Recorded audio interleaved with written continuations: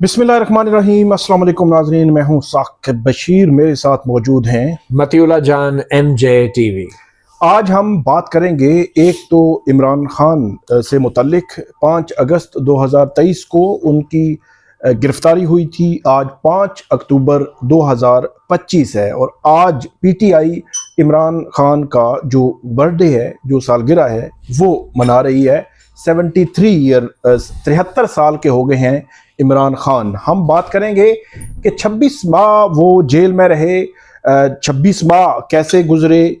अभी तक जो इत्तलात हैं, जो इन्फॉर्मेशन है, उसके मुताबिक ना उन्होंने कोई डील की है और ना ही बीमार होकर किसी हॉस्पिटल में एडमिट हुए हैं। 26 माह उन्होंने जेल कैसे गुजारी। इस दौरान उनके 5 ट्रायल्स जो है वो हो चुके हैं और छठे जो ट्रायल है वो तकरीबन अपने कंक्लूजन की तरफ बढ़ रहा है। तो 6 ट्रायल्स कैसे हुए, कब हुए, क्या सजाएं हुई, कब रिहा हो सकते हैं, जेल में क्या होता रहा, इसके मुख्तलिफ पहलुओं पे हम बात करेंगे। क्योंकि सबसे बड़ी और अहम जो एक बात थी वो ये कि जब इमरान खान को गिरफ्तार किया जा रहा था तो उस वक़्त मुख्तलिफ हलकों में ये एक ज़ेरे बहस मौजूद था कि वो जेल नहीं जो है वो जेल जो है वो जेल की कैद जो है वो नहीं काट सकेंगे। लेकिन 26 माह से वो जेल में हैं और जेल काट रहे हैं। एक तो इस पे हमने बात करनी है और दूसरा हमारा मौजू होगा जो आजकल पीपल्स पार्टी और मुस्लिम लीग नून के दरमियान एक चपकलश हमें नजर आ रही है, बयानबाजी हो रही है, प्रेस कॉन्फ्रेंस पे प्रेस कॉन्फ्रेंस हो रही है। इसके अलावा जो पीपल्स पार्टी है उसने जो असम्बली से वॉकआउट किया और उसमें उन्होंने ये कहा कि जब तक जो मरियम नवाज साहिबा हैं वो माजरत नहीं करेंगी, माफ़ी नहीं मांगेंगी, तब तक जो है वो दोबारा असम्बली में नहीं आएंगे। इसके अलावा भी जो मरियम नवाज जो है उन्होंने इस पे जवाब दिया कि माफ़ी जो है वो किसी सूरत वो नहीं मांगेंगी और पंजाब की तरफ कोई भी पंजाब या पंजाब में रहने वाले किसी भी शख्स का कोई भी मसला होगा तो वो उसको उठाएंगी, उस पर बात करेंगी। और दूसरी तरफ पीपल्स पार्टी की जानिब से आज भी इल्ज़ामात लगाए गए। इसी तरह जो एमएल वली खान है उनका मामला भी है, उसको भी हम डिस्कस करते हैं क्योंकि कल का उन्होंने कह रखा है कि कल मंडे के दिन सेनेट में वो इस हवाले से बात करेंगे जो तलाल चौधरी ने उन पर इल्जामात लगाए हैं। तीनों मौज़ूआत पे बात करते हैं हम तफसील के साथ। सबसे पहले जो है वो इमरान खान, 73 साला इमरान खान 26 माह से जेल में है और इस जेल के दौरान उनकी जानिब से बातें बहुत हुई। उनकी जानिब से भी ये दावा किया जाता रहा, उनकी पार्टी की जानिब से भी ये दावा किया जाता रहा कि डील की ऑफर है। लेकिन जो तकरीबन 2 हफ्ते कबल जो वफाकी वजीर दाखिला है मोहसिन नकवी, उनकी जानिब से ये चैलेंज दिया गया कि किसने डील की ऑफर की है, कब हुई है, इमरान खान जो है वो उस हवाले से बताएं। क्योंकि वो बार बार कहते हैं कि मुझे डील की ऑफर होती रही है। फिर हमने मुख्तलिफ औकात में ये चीज़ें देखी लेकिन 26 माह में कोई डील हुई नहीं है कि जिसकी वजह से वो बाहर आ जाते। अदालती महाज पे भी उनके जो स्टेप बाई स्टेप रुकावटें हैं वो 26वीं आईनी तरमीम के बाद हम देख रहे हैं वो बड़ी हैं। और उनके जो ट्रायल्स हैं उनकी मैनेजमेंट इस तरह है कि एक केस से वो अगर रिहा होते हैं तो दूसरा सजा के लिए तैयार होता है। छठा ट्रायल अब उनका आइंदा हफ्ते कंक्लूड होने जा रहा है। तो मतीउल्लाह जान साहब से पूछेंगे कि ओवरऑल इसको आप कैसे देखते हैं कि 26 माह उन्होंने गुजारे। तो वैसे तो लोग कहते थे कि 26 दिन भी नहीं गुजार सकेंगे। और एक और बात इंफॉर्मेशन के लिए, रिसेंट पास्ट में मेरा यह ख्याल है कि यूसुफ रजा गिलानी साहब शायद उनकी जो जेल थी वो ज़्यादा थी और वो किन तारीखों में थी, किस सन में थी, और जो जावेद हाशमी साहब थी मेरे ख्याल मुशर्रफ दौर में 2000 के दौर में 5 साल उन्होंने जेल काटी। बिल्कुल तकरीबन यूसुफ रजा गिलानी साहब ने भी जावेद हाशमी साहब ने भी काटी। बड़ी जो पॉलिटिकल लीडरशिप है तमाम पॉलिटिकल पार्टीज की, तो उससे अगर अंदाजा लगाया जाए तो मेरे ख्याल में 2008 से पहले इन्होंने जेल काटी है। 8 से 25 तक जो नवाज शरीफ साहब भी हैं, मरियम नवाज है, कैप्टन सफदर है, या शाहिद खकान अब्बासी है, साद रफीक साहब हैं, इसके अलावा जितनी भी लीडरशिप है पीपल्स पार्टी से भी इवन जो लीडरशिप है उन तमाम में 2008 से 2025 के दौरान जो जेल काटी है उसमें सबसे ज्यादा इस वक्त इमरान खान जो है वो जेल काट चुके हैं। तो इसको आप कैसे देखते हैं? आपने तमाम अदवार देखे, तमाम पॉलिटिकल लीडरशिप जेलों में जाती रही आती रही, इस इमरान खान के जेल काटने को आप कैसे देखते हैं? 73 एज इस वक्त आज जो है उनको हो चुकी है। जी बहुत शुक्रिया साकिब। सबसे बड़ा फ़र्क इमरान खान और दूसरे जेल काटने वाले लीडरों में ये है कि जो दीगर जेल काटने वाले लीडर थे उनका भाई, भांजा, भतीजा या बेटी जो थी वो सड़कों पे थी, वो उन्होंने पार्टी की क़यादत संभाली हुई थी, लीडरशिप संभाली हुई थी। और बदकिस्मती से या खुशकिस्मती से जो भी आप समझ लें, पीटीआई के अंदर हम देखते हैं कि अभी तक बाकायदा तौर पे किसी किस्म की जो सियासी जमात में जो किरदार है वो इमरान खान के किसी फैमिली मेम्बर का इस तरह नहीं है। जिस तरह के आप नवाज़ शरीफ को देख लें तो मरीम नवाज़ ने उनके लिए जदोजहद की, कलसूम नवाज़ ने भी की, और फिर हमने देखा कि शहबाज शरीफ भी कभी बाहर एक्टिव होते थे, उनके जो भाई हैं नवाज़ शरीफ के, तो इनको ये बहुत बड़ा एक एडवांटेज था। और दूसरी बात अगर देखें, जरदारी साहब को देखें तो अगर बेनज़ीर से हम शुरू करें तो जरदारी साहब और बेनज़ीर भुट्टो जेल में थे, मगर फिर क्या था कि हमने देखा कि वो अपने जुल्फ़िकार अली भुट्टो के लिए बेनज़ीर भुट्टो कैंपेन चलाती रही हैं और जरदारी साहब के लिए भी बेनज़ीर भुट्टो कैंपेन चलाती रही हैं, और फिर जरदारी साहब भी बाहर आते रहे। तो एनीवे फैमिली जो थी वो इन लीडरों की इंटैक्ट रही है और फैमिली हावी थी सियासी जमात के ऊपर। जबकि इमरान खान के केस में हम देख रहे हैं कि इमरान खान की फैमिली मेम्बर्स उस तरह सियासी जमात के ऊपर हावी नहीं है।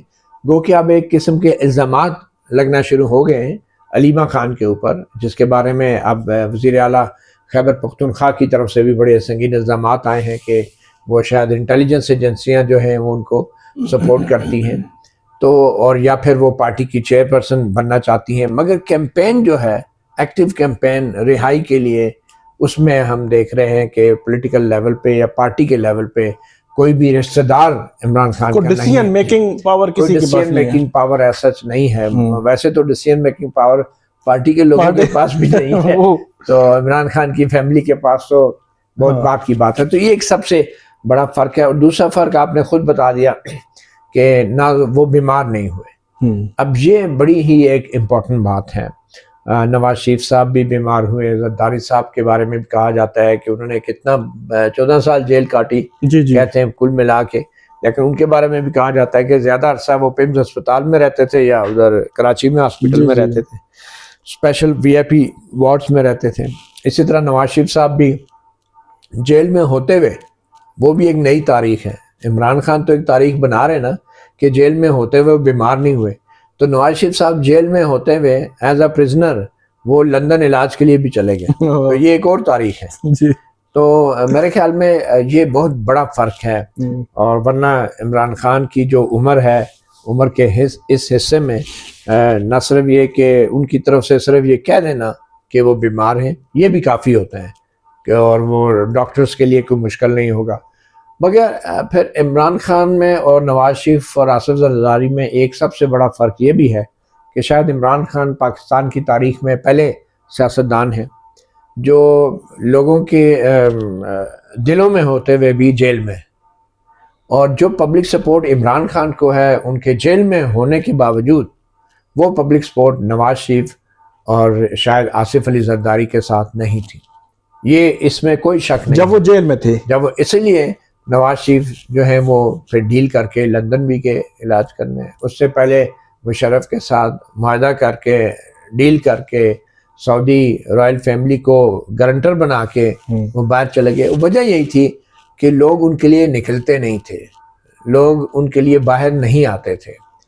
और फिर उनकी जो पार्टी थी नवाज शरीफ के बाद वो उनकी फैमिली थी, जबकि इमरान खान के बाद जो पार्टी है वो फैमिली नहीं है। और शायद ये भी एक बड़ी कमज़ोरी है हमारे शायद इस खित्ते की, जो साइकी है, जो नफ्सियात है, कि हम शख्सियत की तरफ जाते हैं। और मैं समझता हूँ PTI की आप इसे सियासी कमज़ोरी भी कह सकते हैं कि जब तक अलीमा खान बाहर आके बयान नहीं देती तो लोग यकीन ही नहीं करते। बैरिस्टर गौहर अली खान हो जाएं, सलमान अकरम राजा हो जाएं या कोई पीटीआई का एमएनए या लीडर हो जाए, वो बाहर आके जो मर्जी कहे, उस पर लोग यकीन नहीं करते। लेकिन अलीमा खान जब बाहर आके बात करती हैं तो वो बातें भी करती हैं जो बैरिस्टर गौहर अली खान वैसे ही करने की हिम्मत नहीं करते जी। अगर उनसे पूछ भी लें तो कहते हैं वो पूरी बात वो तो ट्वीट को रीट्वीट भी नहीं करते, वो ट्वीट को रीट्वीट भी नहीं करते। तो ये एक बहुत बड़ा फर्क है कि जो सपोर्ट है पब्लिक जो इमरान खान को हासिल है वो शायद नवाज शरीफ और जरदारी को हासिल नहीं थी। और यही वजह है कि इमरान खान के बारे में ये एक तासुर है कि वो अभी तक डटे हुए हैं और उन्होंने किसी किस्म की कोई डील नहीं की। मुज़ाकरात तो वो खुद भी कहते रहे कि हम मुज़ाकरात करेंगे, लेकिन वो मुज़ाकरात हुए क्या, उनका एजेंडा क्या था या चाहते क्या है, वो मुज़ाकरात उस लेवल पे पहुंचे ही नहीं कि जहाँ पे ये चीज़ें क्रिस्टल क्लियर हो जाती कि कौन सा फरीक क्या चाहता है। तो वो मुज़ाकरात भी नहीं हुए। अच्छा, एक और जो बड़ा एक अजीब सिचुएशन हुई है कि नवाज शरीफ और जरदारी साहब ने या बेनज़ीर भुट्टो साहब ने जब भी पाकिस्तान की मिलिट्री के साथ डील की, ठीक है, तो उसमें अमेरिका का भी बहुत बड़ा रोल रहा है।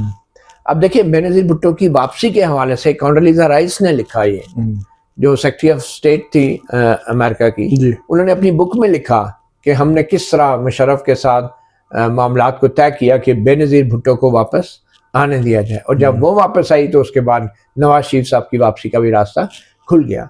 अब इमरान खान के केस में हम देख रहे हैं कि ये एग्जैक्टली वो सिचुएशन बन गई है कि जहाँ पे शायद अमेरिका भी, या तो उसको ये बताया गया है कि इमरान खान का बाहर आना अमेरिका के लिए ठीक नहीं है। अच्छा। और फिर वो जो एक साइफर केस बन गया। अब अगर हम देखते हैं तो मेरे ख्याल में जो भी इमरान खान ने वो साइफर का मामला उठाया उसका जनरल बाजवा और हमारी इस्टेब्लिशमेंट ने भरपूर फायदा उठाया। उसमें इस साइफर वाले, एक वाहिद साइफर वाले केस को बुनियाद बना के हमारी मिलिट्री इस्टेब्लिशमेंट अमेरिका को ये कन्विंस करने में कामयाब हो गई कि ये शख्स पाकिस्तान में एंटी अमेरिकन एहसासात और जज्बात को भड़काता है और ये शख्स बहुत पॉपुलर भी है, और अगर ये बाहर आता है तो इससे अमरीकी मफादात को धचका पहुंचेगा।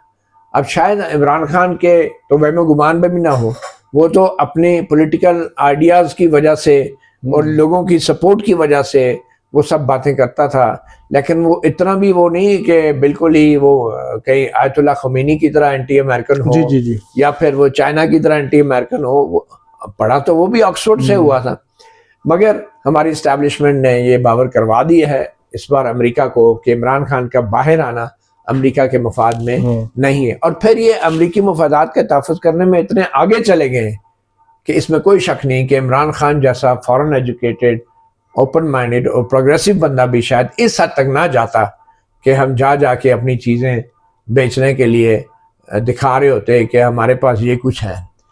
तो मेरा ख्याल है कि अमेरिका भी इस वक्त जो है वो शायद इमरान खान की रिहाई में इतनी दिलचस्पी नहीं रखता, और अगर नवाज शरीफ या जरदारी साहब बाहर आए थे तो वो बेसिकली उसमें अमेरिका की भी कंसेंट शामिल थी, जबकि इमरान खान के हवाले से अमेरिका की कंसेंट नहीं है। और शायद अमेरिका की भी शायद इनडायरेक्टली वो भी यही चाहेंगे कि बस ठीक है फिलहाल तो।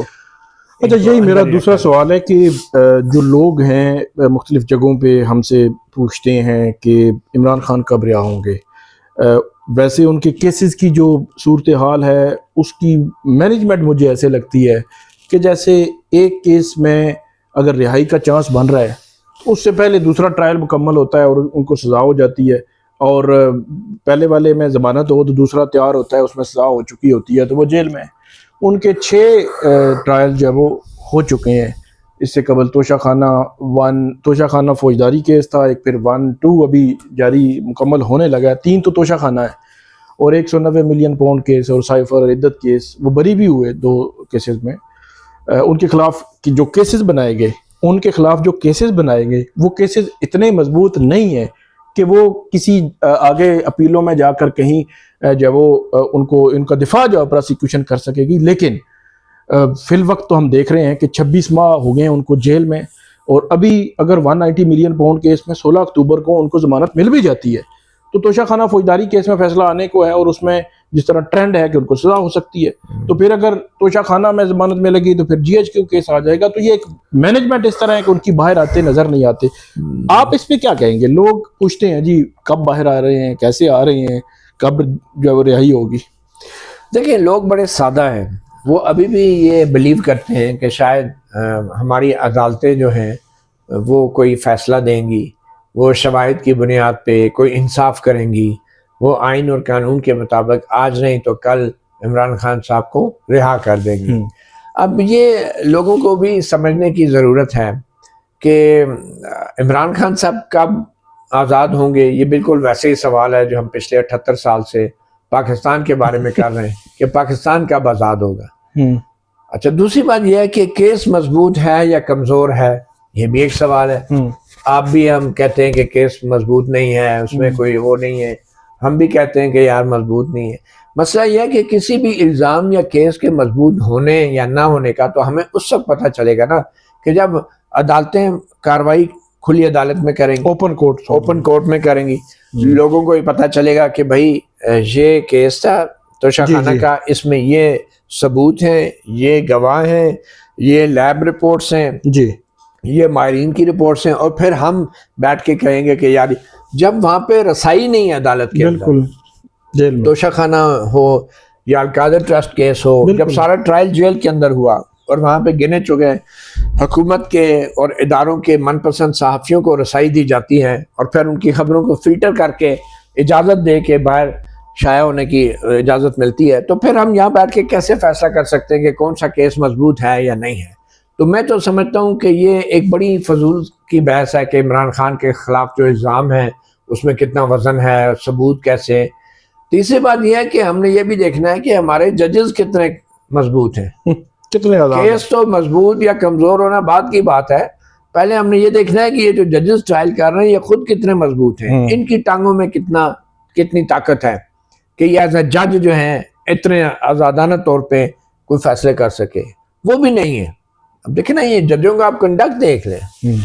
तो मेरे ख्याल में इमरान खान के बाहर आने का जो बुनियादी सवाल है वो इस पे डिपेंड नहीं करता कि उनका केस कमज़ोर है या मजबूत है, ठीक है। वो इस पे डिपेंड करता है कि एस्टैब्लिशमेंट कितनी लचक दिखाती है। वो सरकार के वकील पे भी डिपेंड नहीं करता, प्रोसिक्यूटर पे भी नहीं करता, सरकार पे, हुकूमत पे भी नहीं करता, वो रियासत पे करता है, नाम निहाद रियासत जिसको हम कहते हैं। वो जिस दिन इशारा कर देगी केस मजबूत हो जाएगा, शवाहिद भी अच्छे आ जाएंगे, खान साहब भी बाहर आ जाएंगे। ये नवाज शरीफ साहब जो बाहर आए, आपके ख्याल में क्या इनके खिलाफ शवाहिद कमज़ोर थे? जब ये त्यारा हाईजैकिंग के केस में बाहर आए, जब ये पनामा केस में बाहर आए, तो ये कोई मासूम फरिश्ते थे? या काजी फायजीसा जो हैं उनको जो बहाल कर दिया गया एज अ जज उनके खिलाफ, क्या वो फरिश्ते थे?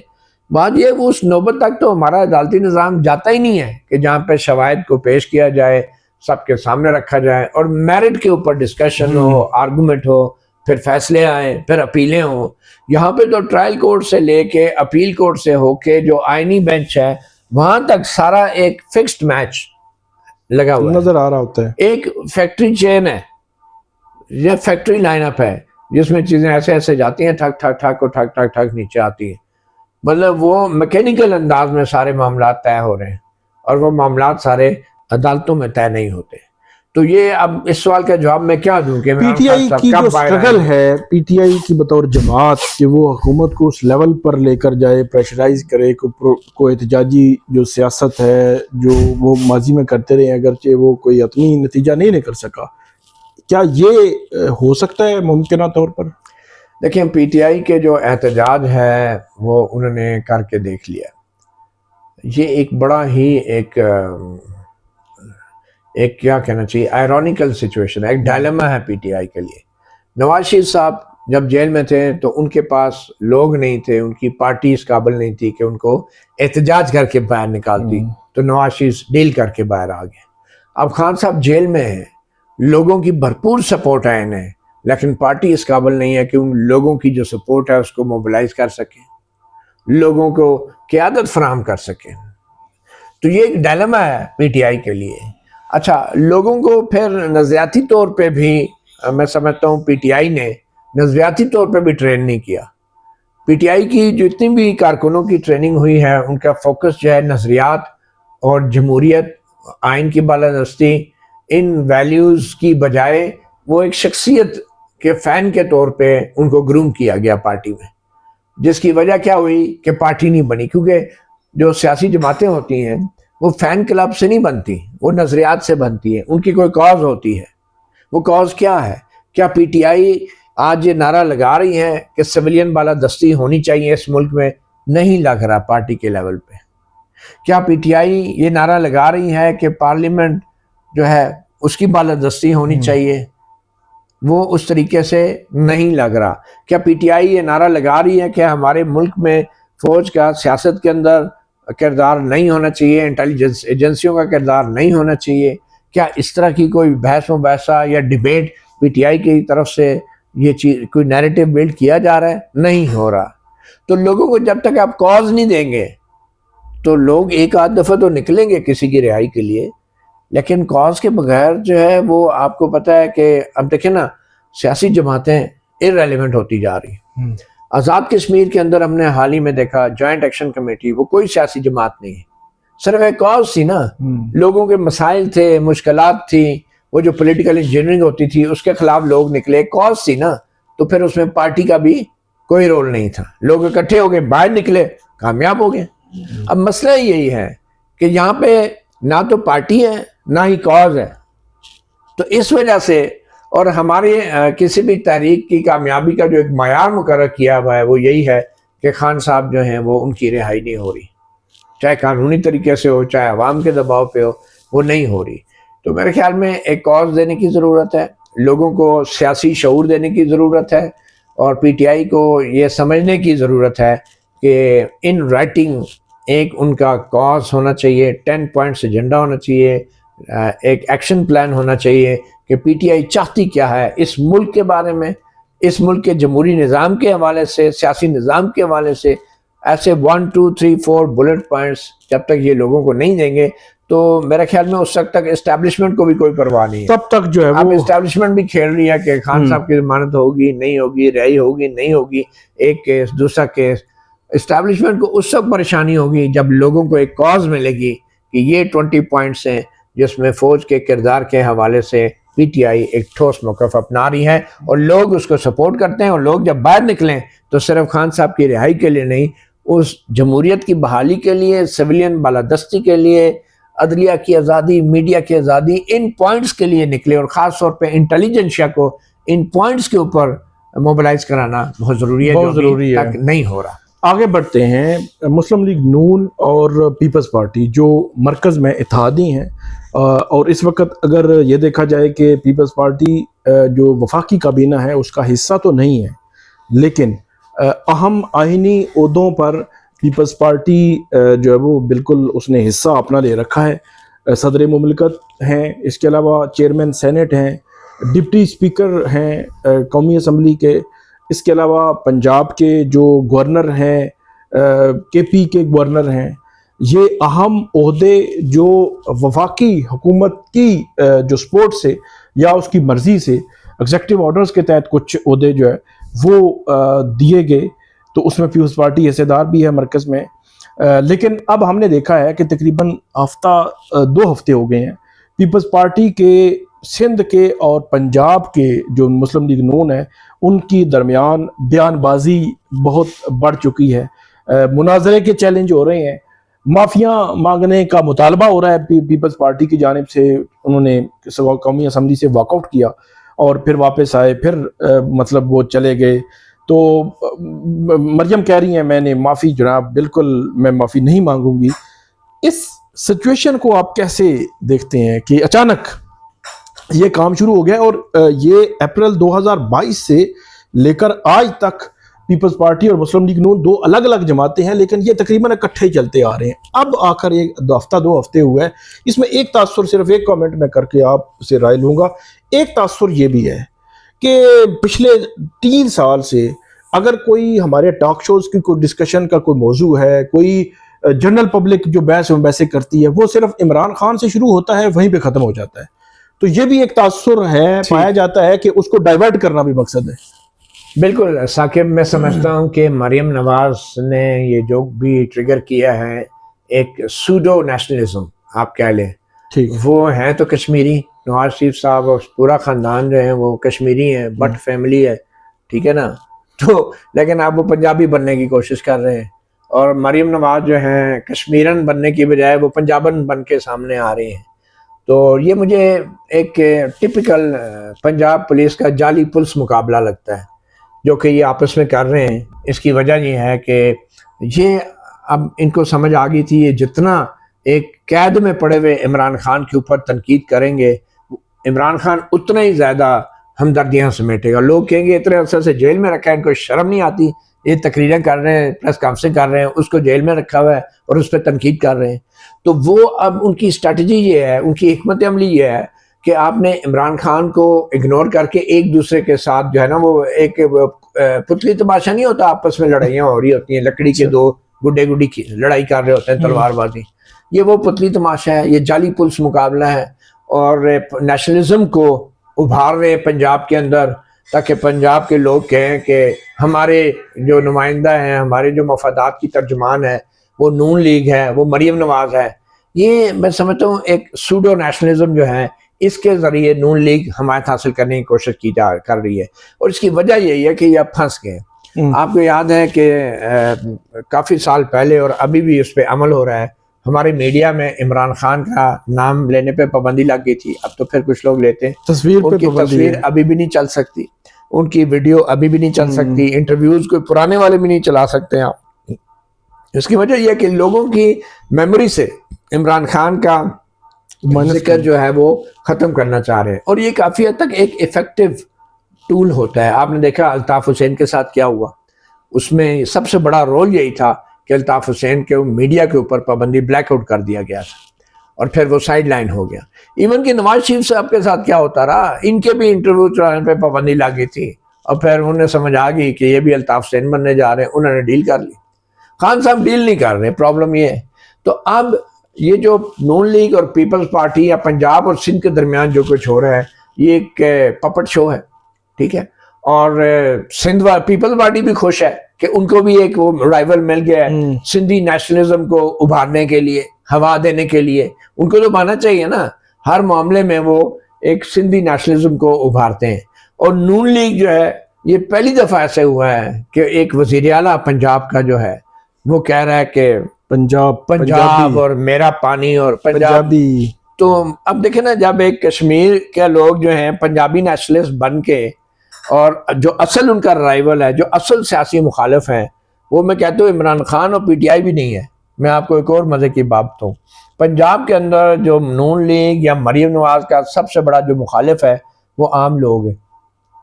वो अब इमरान खान की बात नहीं है, वो इमरान खान को लाइक करें या ना करें, वो इनसे नफरत करते हैं। वो इनके ये जो सरकारी मदद भी देते हैं ना सलाम मुतासरीन को, उस पर अपनी तस्वीरें लगा के, और फिर कहते हैं कि मैं पंजाब का पानी है और मैं पंजाब के खिलाफ कोई बात नहीं करूं। आपने पंजाब के लिए किया क्या है, मुझे ये बताएं। बड़े शहरों के लिए जो आप पैसा लगा रहे हैं, ये कोई मियाँ साहब की कोई लंदन की जायदाद बेच के लगा रहे हैं? सरकार का पैसा है ना, टैक्स का पैसा है ना, कौमी खजाना है ना। तो आप उस पर अपनी तस्वीरें लगा के लोगों पे एहसान जता रहे हैं कि ये जैसे एवन फील्ड की जायदादें बेच के जो है यहाँ पे सैलाब के मुतासिरीन को दे रहे हैं, और फिर आप कह रहे हैं मैं मदद नहीं मांगूंगी बैरून मुल्क से। आपके जो वालिद गिरामी हैं, जो 2-3 दफ़ा वज़ीर आज़म रहे हैं, सारी उम्र मदद मांग मांग के लोगों से चंदा लेते रहे, कर्ज उतारो मुल्क संवारो के लिए। आज उनकी बेटी कह रही है कि मैं चंदा नहीं लूंगी, मैं मदद नहीं मांगूंगी। आज ये कहाँ से वो ये ईगो इतनी आ गई? क्यों? वो चाहती हैं कि जब इंटरनेशनल एड आएगी तो उस पर मरीम नवाज की तस्वीर नहीं होगी। ये भी आप समझ लें कि क्या वजह है। मरीम नवाज चाहती है कि पाकिस्तान के अवाम के टैक्स का पैसा मैं पाकिस्तान के अवाम को खैरात में दूं और उनके ऊपर तस्वीर लगा के दूं अपनी या नवाज शरीफ साहब की। जबकि अगर बाहर से मदद जो आएगी, वो जो बाहर से मदद आएगी वो इंटरनेशनल इदारे आएंगे, वो मदद देंगे इनको। फिर जो बाहर से मदद आएगी उसका ऑडिट होगा, फिर उस पर फिर तस्वीरें आपको चस्पा करना नहीं होगी। तो ये एक सियासत हो रही है। ये लोगों को पहले भूखा रखा जा रहा है, फिर उनको रोटी एहसान करके दी जा रही है, उसकी वीडियो फिल्में और तस्वीरें, और वो मतलब ये एहसान जताया जा रहा है। तो मैं नहीं समझता हूँ कि ये जो सिंध और पंजाब में लड़ाई है ये कोई बड़ा, मैं ना तो ये समझता हूँ कि पीपल पार्टी जो है वो सिंध के मफादात के लिए खड़ी हो गई है और ना मैं ये समझता हूँ कि मरियम नवाज जो है वो पंजाब के मफादात के लिए खड़ी है। ये सिर्फ और सिर्फ आपने एक शुरू में जो बात की थी कि इमरान खान से तवज्जो उठाने के लिए और ये शो करने के लिए कि इमरान खान तो पीटीआई तो किस्सा पारीना बन गया है, और अब वो इमरान खान का नाम लेते हुए इसलिए भी डरते हैं कि लोग फिर कहेंगे कि कितने इनको शर्म नहीं आती है, बंदे को 2 साल से जेल में रखा हुआ है और अभी भी उसका पीछा नहीं छोड़ रहे, अभी भी उस पर अब खुद हुकूमत में कितने अरसे से जो बंदा हुकूमत में नहीं है उसके ऊपर तनकीद करी जा रहे हैं। सरकार का वक्त जो है इमरान खान पे तनकीद के लिए इस्तेमाल हो रहा है, सरकार के वसाइल जो है इमरान खान के तनकीद के लिए इस्तेमाल हो रहे हैं, और जो खुद कर रहे हैं उसके बारे में कोई बात ये नहीं, कोई सवाल करने वाला भी नहीं। अच्छा, एक और ट्रेंड जो मैंने देखा है, पीपल्स पार्टी की जानिब से भी तनकीद की जा रही है, एमल वली खान की जो एक इशू बना हुआ है उसमें भी एएनपी के जो लोग हैं वो तनकीद कर रहे हैं।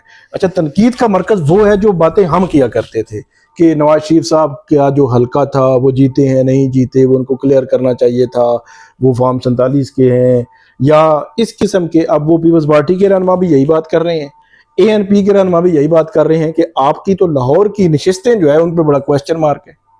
तो क्या आप समझते हैं कि ये भी एक जो आप कमजोरी छोड़ देते हैं, जो आपने पूरी इमारत खड़ी की उसकी जो बुनियादें थी वो तो बिल्कुल हैं ही नहीं है, तो उसके बाद आपको ये कुछ सुनने को मिलता है। देखें, ये भी एक मैं समझता हूँ एक मुनाफिकत है ना। आप जिस हुकूमत के सपोर्ट कर रहे हैं जी, आप जिस हुकूमत को कौमी असम्बली में उनकी अक्सरियत आपने बना के रखी, क्योंकि आप शायद उनको ज़्यादा मदद नहीं चाहिए पीपल्स पार्टी की, तो आप जो है उनके लीडर को कह रहे हैं कि वो तो फॉर्म 47 का है नवाज शरीफ को। देखिए, मैं और आप कहें तो बात समझ आती है, लेकिन पीपल पार्टी किस मुंह से ये बात कर रही है? पिछले 2 साल से जब से ये हुकूमत में आए पीपल्स पार्टी की सपोर्ट से तो ये लोग हुकूमत चल रहे हैं। तो अब ये जो जाली पुलिस मुकाबला कर रहे हैं आप एक दूसरे के साथ, ठीक है ना, इसमें खून किसका बह रहा है? इसमें मफादात किसके जो है नुकसान अवाम के, आम लोगों के, गरीब लोगों के? आप उन्हें धोखा दे रहे हैं और आपने स्टेज सजाया हुआ है कभी एक दूसरे के ऊपर। क्योंकि बात वही है, आप पीपल पार्टी और नून लीग, ये जो नेक्स्ट जनरेशन है, ये जो नौजवानों की एक अक्सरियत है, वो ये समझते हैं कि ये लोग अब सियासत के काबिल नहीं हैं। अब वो सब लोग देख रहे हैं इमरान खान की तरफ। आप चाहे आपको पसंद हो या ना हो, ये आपको पब्लिक में आप चले जाए तो आपको इस बात का अंदाज़ा हो जाएगा।